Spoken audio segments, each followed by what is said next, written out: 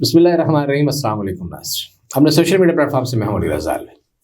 ناظرین میرے ساتھ آج ایک ایسی شخصیت موجود ہے جو گزشتہ دنوں افغانستان کے دورے پر گئی ہوئی تھی. آپ کو پتہ ہے مولانا فضل الرحمان بھی افغانستان کے دورے پر گئے ہوئے تھے اور یہ ایک تھنک ٹینک چلاتے ہیں اور افغانستان پہ دورے پہ تھے. وہاں کیا صورتحال چل رہی ہے پاکستان اور افغانستان کے تعلقات کے حوالے سے کیا صورتحال ہے, افغانی ہمارے بارے میں کیا سوچتے ہیں, اور ہم ابھی حال ہی میں آپ کو پتہ ہے اسٹریٹجک اسٹرائک بھی پاکستان نے کیا تو کچھ بزنس بھی بڑھانے کی باتیں کی جا رہی ہیں. بہت سارے امور پہ جاننے کے لیے ہم نے تکلیف دی ہے اپنے پروگرام میں جناب اسرار مدنی صاحب کو. اسرار مدنی صاحب international research council for religious affairs کے پریزیڈنٹ ہیں, ایک مانی پروانی شخصیت ہیں, ایک بہت بڑا تھنک ٹینک چلاتے ہیں, دنیا بھر کے دورے کرتے ہیں اور پوری دنیا میں مسلمانوں کے اور خاص طور پر پاکستانیوں کے سافٹ امیج کے لیے کام کرتے ہیں. اسرار مدنی صاحب آپ کا بہت شکریہ, آپ نے ہمارے لیے وقت نکالا. بہت بہت شکریہ جی آپ کا بھی. اور تو آپ پچھلے دنوں افغانستان میں موجود تھے, چند دن پہلے کی بات ہے, ابھی آپ تشریف لائے ہیں.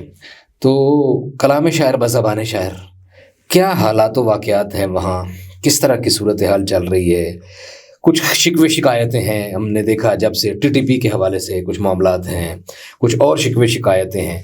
تو ہمیں شکوے شکایتیں تو ہیں, کیا ان کو بھی کوئی ہم سے گلہ ہے یا کیا ہے؟ بہت شکریہ علی بھائی. اور افغانستان ایک ایسا موضوع ہے کہ جو ہمارے جو نیشنل میڈیا ڈسکورس ہے یا سوشل میڈیا میں اس میں اس طرح ڈسکس نہیں ہو رہا. تو میں آپ کو اور آپ کی ٹیم کو یہ کریڈٹ دیتا ہوں کہ آپ نے اس پہ ہی آج ایک مکالمہ رکھا ہے, اور ہم کوشش کریں گے کہ اس کے مختلف پہلو پہ بات کر لیں. شکوے شکایتیں بے شک ہیں, دونوں طرف سے ہیں, اور یہ شکوے شکایتیں بسا اوقات کافی شدت اختیار کر جاتے ہیں اور ایک دوسرے کے خلاف بڑی کنفرنٹیشن میں چلے جاتے ہیں, جس کی کچھ مثال آپ نے ابتدا میں دی کہ ٹی ٹی پی کا ایک بڑا ایشو ہے, پاکستان کا کنسرن ہے, اور پاکستان کا مطالبہ ہے کہ اگر ٹوٹل ان کی فیملی سمیت اور جو باقی قبائلی لوگ وہاں پر ہیں ان سب کو ملا کر اگر ان کی تعداد 30,000 ہے تو یا 30,000 پاکستان حوالے کر دے, یا نہیں ہے تو 30 لاکھ مہاجرین ہم واپس کر دیں گے. اور یہ جو بحث ہے یہاں سے چل گئی ہے, اور پھر یہ ہوا کہ نہ ٹی ٹی پی کے خلاف اس طرح کا ایکشن وہاں بقول ان کے وہاں ممکن ہے وہاں کے حالات کے پیش نظر, اور مہاجرین کے حوالے سے یہ تھا کہ وہاں پر ایک پھر جب ہم نے ڈپورٹیشن کا سلسلہ سٹارٹ کیا جو غیر قانونی تھے, لیکن اس میں میڈیا کے حوالے سے بہت زیادہ غلط فہمیاں پیدا کی گئی کہ گویا کہ ہم بہت زیادہ لوگ ظلم کر رہے ہیں, جبر کر رہے ہیں, حالانکہ ایسی بات نہیں ہے. جو غیر قانونی لوگوں کو نکالنے کا ایک سلسلہ تھا, اور اس میں ڈیفینیٹلی ہمارا جو گورننس کا سسٹم ہے, پولیس کا سسٹم ہے, اس میں بہت ساری کوتاہیاں ہوئی, جس کی وجہ سے غلط فہمیاں بہت بڑی تعداد میں. یہ افغانی میڈیا کر رہا تھا غلط فہمیاں زیادہ یا پاکستانی میڈیا زیادہ؟ میرے خیال سے پاکستانی میڈیا کا کنسرن افغانستان زیادہ نہیں ہے, تو افغانستان کا میڈیا جو ہے وہ نیگیٹیوٹی پھیلا رہا تھا. اس میں کر سکتے ہیں کہ ان کا زیادہ تھا اس میں. اور میں یہ سمجھتا ہوں کہ اس کی وجہ سے جو موجودہ رجیم ہے افغانستان میں, اس کی میڈیا لٹریسی انڈرسٹینڈنگ کمپیریٹیولی بہت کم ہے. تو وہ اس یا جو نئی لوگ پاورز میں آئے ہیں تو وہ میڈیا پروپیگنڈے کا شکار بھی ہو جاتے ہیں. مثلا سمپل سی مثال ہے کہ میں بہت سارے لوگوں سے پوچھتا ہوں کہ ایگزیکٹ نمبر کیا ہے, فگر کیا ہے, تو ان کے کوئی بتا دیتا کہ 15 لاکھ ہمارے مہاجرین آئے, لیکن ہمارے حساب سے 2-3 لاکھ بھی نہیں ہوں گے, 4 لاکھ بہت ایکسٹریم مبالغہ کر کے 5 لاکھ نہیں گئے, لیکن 15 لاکھ کی فگر سے نارمل لوگ بتا رہے ہیں. اسی طرح کے اور بھی بہت ساری پہلو پہ غزہ اور اسرائیل کے جو کانفلکٹ ہے وہاں کی سٹوریز لوگ اٹھا کے کہتے ہیں کہ پاکستان میں خواتین کے ساتھ یہ ہو رہا ہے, حالانکہ ایسا کچھ نہیں ہے. لیکن سینئر لیول پہ یہ انڈرسٹینڈنگ کلیئر ہے, اور ٹی ٹی پی کے حوالے سے کافی بحثیں ان پہ. آپ کی وہاں کن کن ڈگنیٹیز سے ملاقاتیں ہوئیں اور ان میں کیا کیا ڈسکس ہوا؟ میری ملاقات جو ہے خلیفہ سراج الدین حقانی صاحب جو کہ انٹیریئر منسٹر ہے, لیکن انٹیریئر منسٹر کے ساتھ ساتھ وہ ایک بڑی ہمیشہ ان کا ایک پرو پاکستان سٹانس رہا ہے, اور ان کا پاکستان کی تمام مذہبی, سیاسی اور تمام قیادتوں سے ان کا ایک بڑا گہرا تعلق رہا ہے. مثلا میں نے پچھلے دنوں بھی ایک پوڈ کاسٹ میں مثال لی کہ ان کا پیپلز پارٹی کے ساتھ, رحمان ملک صاحب کے ساتھ ذاتی دوستی رہی ہے, اور بھی لوگوں کے ساتھ, جمعیت علماء اسلام کے ساتھ, دارالعلوم حقانیہ سے تو بہرحال ان کے والد گریجویٹ تھے, اور پھر یہ تو اگر ان کا خاندانی پس منظر دیکھے تو بہت یعنی گہرے تعلقات ہیں ان کے پاکستان میں. اس حوالے سے وہ پاکستان اور پاک افغان تعلقات میں ہمیشہ وہ ایک مثبت کردار ادا کرتے رہے. ان سے کافی تفصیلی بات ہو گئی. نائب وزیر اعظم ملا عبدالکبیر حقانی سے ملاقات ہوئی, وزیر مذہبی امور سے, سابق وزیر تعلیم سے, اور وزیر مہاجرین سے اور بہت سارے لوگوں سے. اور ٹی ٹی پی کے ایشو پہ ہم نے کافی گفتگو کی ان سے، اور ان کا جو نقطۂ نظر ہے اس کو سمجھنے کی کوشش بھی کی. صحیح. اچھا، اچھی ملاقاتیں رہیں. تو واپس وہاں سے کوئی پیغام جو آپ سمجھتے ہیں کہ پاکستان کے لیے، پاکستانی گورنمنٹ کے لیے، پاکستانی پالیسی سازوں کے لیے کوئی ایسی؟ ان کا پیغام یہ تھا کہ جو ٹی ٹی پی کا ایشو ہے یہ افغان طالبان میں بھی، خود لیڈرشپ میں بھی، ان کی تھنکنگ میں بھی ایک ڈائیورسٹی ہے. ٹاپ لیڈرشپس اس حوالے سے بہت کلیئر ہے کہ ٹی ٹی پی ایک مسئلہ ہے اور یہ مذاکرات کے ذریعے ہی حل ہوگا. اور وہ کسی کوئی پوزیشن میں نہیں ہے. ان کا موقف یہ تھا کہ ہم ڈائریکٹلی کوئی آپریشن نہیں کر سکتے، اور اس کی بنیادی وجہ یہ ہے کہ ایک تو یہ ہے کہ یہ تعداد بہت زیادہ ہے، 10-12 ہزار لوگ ہیں، فیملی سمیت 30,000. نہ اس کو جیل میں ڈالا جا سکتا ہے، ان کے خلاف سخت آپریشن کیا جا سکتا ہے. دوسری ان کی چیلنجز یہ تھی کہ یہ جو لوگ تھے ان کی جو یہ مذاکرات کے علاوہ کسی اور طریقے سے ہم اس کو نہیں کر سکتے. تیسری وجہ یہ ہے کہ جو ہماری گراؤنڈ فائٹرز ہیں افغانس کی، اور ان کے آپس میں تعلقات ہیں. چوتھی وجہ یہ ہے کہ کئی جگہوں پہ ٹی ڈی پی نے خود افغان شہریوں کو ریکروٹ کیا ہے، جو خود افغان گورنمنٹ کے لیے ایک چیلنج ہے. اچھا. اور پانچویں بات جو ہے وہ کہہ رہے ہیں کہ ٹی ٹی پی ایک ایسا گروپ نہیں ہے جو کہ ویل آرگنائز ہو ٹرائبلی، ریلیجسلی یا آئیڈیولوجیکلی. اس میں خود ایک ڈائیورسٹی آف اوپینین ہے. تو اس ڈائیورسٹی آف اوپینین سے یہ خطرہ ہے کہ اگر اس کے خلاف آپ کوئی سخت ایکشن لیں گے تو آلریڈی ایک داعش کا بہت آئی کے پی کا ایک بڑا تھریٹ موجود ہے ان کے لیے، اور وہ انہوں نے بڑے مشکل سے قابو کیا ہے. اور ریسنٹلی پھر آپ نے دیکھا ہے کہ قندھار میں ایک بڑا دھماکہ ہوا اور یہ سلسلہ چل پڑا ہے. تو وہ کہتے ہیں کہ ہم اس طرح کی کوئی اور رسک کی پوزیشن میں نہیں ہے کہ ہم باقاعدہ اس کو کر لیں. لیکن اگر مڈ لیول اور لو لیول لیڈرشپ پہ دیکھ لیں تو وہاں ان کی تھنکنگ پہ تھوڑی سی مختلف ہے. تو ان کا پیغام یہ تھا، جو ڈپٹی پرائم منسٹر نے ہماری میٹنگ کے بعد ایک آفیشیل سٹیٹمنٹ بھی جاری کیا، اور انہوں نے کہا کہ ہم اپنے جو دوحہ ایگریمنٹ ہے اور دوحہ معاہدے پہ قائم ہے، ہم اپنی سرزمین کسی ملک کے خلاف استعمال نہیں ہونے دیں گے بشمول پاکستان کے.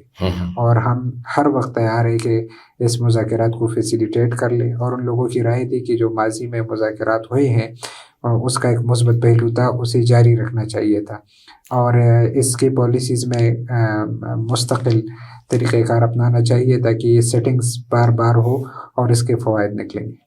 اچھا، یہ جو ابھی اسٹریٹجک اسٹرائک ہوئی ہے پاکستان کی طرف سے ادھر اس سائڈ پہ ٹی ٹی پی کو نشانہ بنایا گیا ہے، تو اس حوالے سے کیا خبریں آئی ہیں؟ وہاں کیا فیڈ بیک ہے؟ لوگ کیا کہتے ہیں؟ ان کے آفیشیل اسپوکس پرسن نے بھی پریس کانفرنس کی، منسٹری آف فارن افیئرز نے بھی کی، اور انہوں نے تو بظاہر ڈیفینیٹلی انہوں نے اس کو کنڈیم کیا ہے، اور وہاں پر اس پہ ناراضگی تھی. اور پاکستان نے بھی مطلب ایک بڑی مجبوری کی حالت میں کہ تقریباً اس دن میر علی میں 7 لوگ شہید ہو گئے، اور جو حالت آپ کے سامنے ہے، اور جو اٹیک سے اس کی تعداد بڑھتی جا رہی ہے. آج جو بڑا خوفناک واقعہ ہے کہ چائنیز کو نشانہ بنایا گیا، انجینئرز کو نشانہ بنایا گیا. تو یہ مطلب یہ ہے کہ پاکستان کی ڈیولپمنٹ آلریڈی ہم ایک اکنامک کرائسس سے گزر رہے ہیں، اس پہ اگر سی پہ کیا فارن انویسٹمنٹ ہے یا اور انٹرنیشنل کمیونٹی آ کے یہاں پر انویسٹ کرنا چاہ رہی ہے، چاہے وہ مائنز میں ہے، پیٹرولیم میں ہے، اور یا ہماری پڑوسی ممالک کے ساتھ تجارت ہے، اگر وہ اس طرح کے کانفلکٹ ہوں گے تو اس سے کافی زیادہ متاثر ہو رہے ہیں. تو اور اس کا مطلب یہ ہے کہ اگر میرے خیال سے جو بھی کرنے والے ہیں تو وہ پاکستان کے لیے کچھ زیادہ اچھا نہیں سوچ رہے. اس کی وجہ یہ ہے کہ اگر یہ ملک ڈیفالٹ ہوگا، اکنامک کرائسس آئیں گے، تو مطلب کیا ہوگا؟ یہ ملک ہی نہیں رہے گا. تو میرے خیال سے یہ اس ملک کے شہریوں پہ بڑی خطرناک جنگ مسلط ہے، اور میرے خیال سے اس کے بہت خطرناک نتائج ہوں گے. اچھا، اور وہ وہاں جو صورتحال، اس کے علاوہ سوال الیبریٹ کیا تھا، ریپیٹ کر لیجئے گا. جو کامرس کا ہاں وہ بھی وہ تھا، بلکہ اسے نا آپ سے متعلق بڑا شاندار سوال تھا، چلے وہ بعد میں کریں. ریپیٹ. اچھا، یہ ابھی ایک ہم یہ دیکھ رہے ہیں کہ ایک طرف تو یہ معاملات چل رہے ہیں، اور وہاں یہ بھی دیکھ رہے ہیں ہمارے شہداء کی تعداد میں واقعی اضافہ بھی ہو رہا ہے، مسلسل اس طرح کے پے در پے واقعات، اور یہ بڑے اذیت ناک ہیں، تکلیف دہ ہیں، اور اس کو کوئی بھی سی شعور اتنا جتنا کنڈمن کیا جائے وہ ٹھیک ہے، ہونا چاہیے. اس کے باوجود وہ کسی بھی لیول پہ سخت آپ کی بات سے مجھے یہ لگا کہ کوئی سخت اقدام کرنے کے مجھے موڈ میں نہیں لگ رہی. وہ جو طالبان رجیم ہے کسی نہ کسی لیول پہ وہ صرف مذاکرات کے ذریعے انگیج کرنا چاہتی ہے.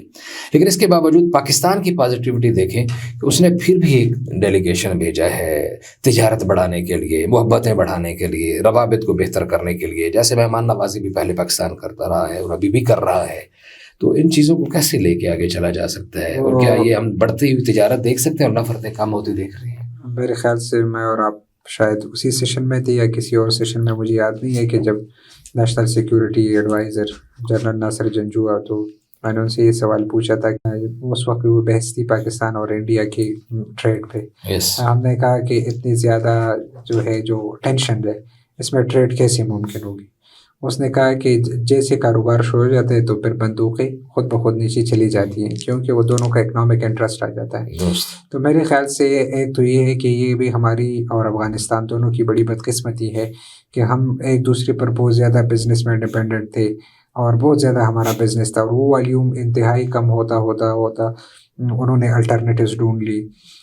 تو یہ ہم پاکستان کا ایک انفلوئنس تھا جو کہ تقریباً ختم ہو گیا. ایک بہت بڑی کارپوریٹ انڈسٹریز تھی جس کا میجر حصہ پاکستان میں بن کے پوری دنیا میں ایکسپورٹ ہوتا تھا. وہ افغان لوگ بناتے تھے لیکن پاکستان سے ایکسپورٹ ہوتا تھا, کئی ملین ڈالرز کا وہ تھا, وہ ختم ہو گیا. تو یہ میرے خیال سے, اور یہ جو ٹینشنز کی وجہ بھی ہے بنیادی طور پر ہمارے پاس اگر یہ کاروبار رہے گی, بزنس رہے گی, لوگ ایک دوسرے سے فائدہ رہیں گے, تو وہ اپنے اپنے ملک میں اپنے اپنے حکومتوں پہ اثر انداز بھی ہو سکتے ہیں. بزنس کمیونٹی کا آپ کو پتہ ہے کہ ایک بڑا رول ہے دونوں اکانومیز میں, اسپیشلی ان افغانستان جو کہ اس وقت ایک بڑی کرائسس سے گزر رہا ہے ان کے لیے, اور ہم بھی خود بھی آپ کو پتہ ہے کہ کس کرائسس سے گزر رہے ہیں. تو یہ منسٹری آف کامرس کا جو وفد گیا ہے, تو میرے خیال سے یہ ایک نئی شروعات ہے, اور اس میں ان دونوں کو بڑی فوکس ہو کے کام کرنا پڑے گا پاکستان اور افغانستان ٹریڈ پہ. ایک تو معمولی واقعات پہ ہمیں ٹریڈ کو نہیں روکنا چاہیے, ہمارے اختلافات بھی جاری رہیں, ہمارے آپس کے ٹینشنز بھی ہوتے رہیں گے, ہم پڑوسی ہیں, کبھی خوش ہوں گے کبھی نہیں, ساس بہو والے تعلقات چلتے رہیں گے, لیکن اس کے ساتھ ساتھ ہمیں میرے خیال سے بزنس پہ فوکس کرنا چاہیے. اور جتنا ہم بزنس, افغانستان پاکستان کے لیے بہت بڑی مارکیٹ ہے, اور اسی طرح جو افغانستان فارمرز ہے, فروٹس وغیرہ جو ان مارکیٹ سے آ رہے ہیں وہ ہمارے کافی اس کی ضرورت بھی ہے. تو میرے خیال سے دو طرفہ اس پہ مزید کام کرنے کی ضرورت ہے. داعش کی کیا پوزیشن ہے افغانستان میں؟ داعش کا کتنا اثر و نفوذ ہے, اور وہ پاکستان میں بھی کسی حد تک کوئی اپنا سکہ جما رہی ہیں, ان کے کچھ لوگ, ان کے نمائندگان, ان کی دہشت گردی یہاں بھی موجود ہیں؟ داعش کی اگر آپ لٹریچر کی یا اس کی میڈیا اسٹریٹجی کی یا پروپیگنڈا کی ہم بات کر لیں, تو میرے خیال سے وہ بہت بڑا ایک ویل آرگنائز تنظیم بن چکی ہے اس خطے کی, اور بہت خوفناک حد تک میں سمجھتا ہوں کہ وہ اپنے اثر رسوخ کے لیے ہر ممکن کوشش کر رہی. اور افغانستان میں اگر آپ ان کی کاؤنٹرنگ اسٹریٹجیز دیکھیں تو طالبان کے لیے پہلا سال کافی مشکل رہا, لیکن دوسری سال میں اور اب تیسری سال میں اس میں کافی بہتری آئی, انہوں نے اس کو کنٹرول کرنے کی کوشش کی ہے. لیکن اسی کے افغانستان کے کنٹیکس میں پھر فاٹا میں بھی ان کے حملے رہے ہیں, کے پی مین اسٹریم میں بھی رہے ہیں, اسی طرح کہ وہ مسلسل اپنے نیٹ ورک کو ایکسپینڈ کر رہا ہے. لیکن مجموعی طور پر میرے خیال میں اس وقت افغانستان میں وہ والی ٹینشن اور خوف اور خطرہ نہیں ہے جو کہ سال پہلے یا 1.5 سال پہلے موجود تھا, یا طالبان کی آمد کے بعد جو چیلنجز درپیش تھے اب وہ نہیں ہے. اور اس کی بنیادی وجہ یہ ہے کہ انہوں نے ایک سیکیورٹی بہت ٹائٹ کی ہے, بہت بہتر کی ہے. جو اٹیکس کی تعداد ہے وہ ڈرامیٹکلی افغانستان میں بہت کم ہو گئی ہے, اور اس وجہ سے ہمارے پاکستان میں ہمارے دوست اس وجہ سے بھی شکوہ کرتے ہیں کہ طالبان کی آمد سے اگر افغانستان میں دہشت گردی میں اتنی کمی واقع ہوئی ہے تو کیوں نہ مطلب اس کا اثر پاکستان میں بھی دیکھنا چاہیے تھا, جو کہ بدقسمتی سے پاکستان میں ٹیررزم کے واقعات میں 60% اضافہ ہوا ہے فالہ کابل کے بعد یا فتح کابل کے بعد.